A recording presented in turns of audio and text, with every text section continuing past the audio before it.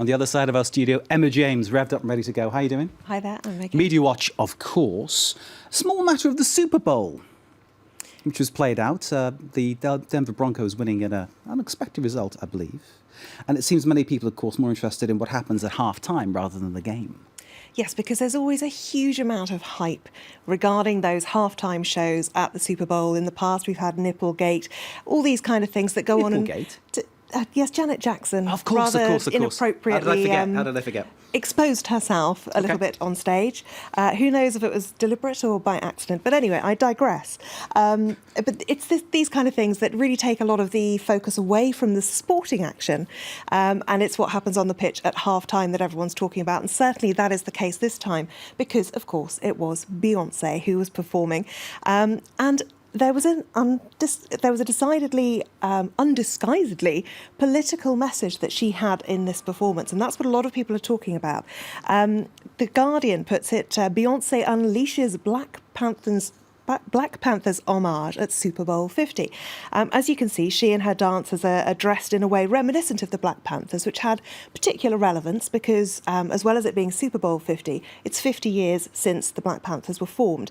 And that all happened just 50 miles away from the stadium that they were actually performing in. In this performance, she also paid tribute to Malcolm X, Michael Jackson, and the Black Lives Matter campaign.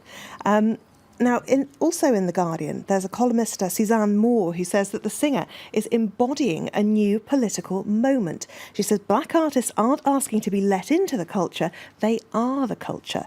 Now, what she says is that basically Beyoncé isn't just paying lip service to this. This is something that she feels very strongly about and acts on a regular basis. She said it's not a sudden awakening. Beyoncé has given $7 million to the homeless in Houston, her hometown. She and her husband Jay-Z have bailed out Black Lives Matter protesters in Ferguson and in Baltimore. And she's now moving this highly visible assertion of identity centre stage. And it's something that she's always been renowned for being something of a feminist, with the kind of songs that were released in the early days of her career. And this is all really, not exaggerating that, but building on that. And of course, it is at a moment when black rights, equality, racism in the United States is in the spotlight, possibly more than it has been in many, many years. Now, the performance was actually of a song called Formation, which was released on Saturday. And the accompanying video has lots and lots of references to racism, and it's caused quite a stir on the internet. Let's take a look at the images. My daddy Alabama, mama Louisiana. You mix that Negro with that Creole, make a Texas Bama. I like my baby hair with baby hair and afro. I like my Negro nose with Jackson 5 nostrils. I earned all this money, but they never take the country out.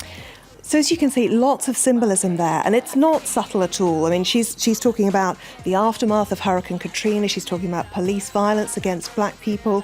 So a lot of messages in there, and it's really making it so much more of a public issue, really, the fact that it is Beyoncé talking about it. And unprecedented, I imagine, that this should happen at halftime in the Super Bowl. Most people, I think, are looking at this possibly without seeking the political message.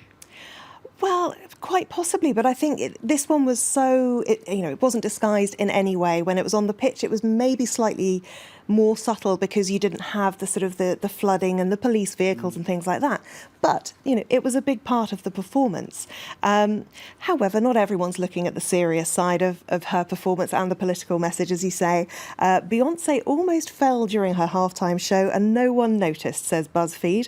This is the moment in question, and I'll just play that for you. As you can see, she's dancing away. Down she goes, little hop there, saves it very well. So she almost falls gracefully. She's that good. She does her best. There's a lot of criticism or insults, really, being hurled at Coldplay's Chris Martin. Lob says that they were outclassed by Beyoncé. Even Chris Martin can't believe he's allowed to perform with Beyoncé, says this Twitter user. And you look at his face and he does look rather starstruck, to say the least. Doesn't he? Yeah. Bless him.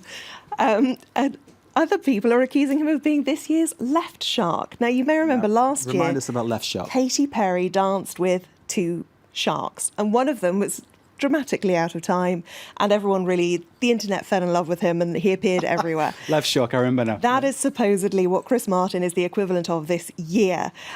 Other people didn't even realise who it was. Taraji P. Henson, an actress who stars in Empire, said, "Yes, Maroon 5 is life to me," not realising that she was actually watching Coldplay. All a bit embarrassing. Not the only embarrassment from last night, though. Tim Cook, the CEO of Apple, tweeted this image. Now, if you are the CEO of a technology company, you might want to get your image in focus. Of course, lots of people really not too impressed with that.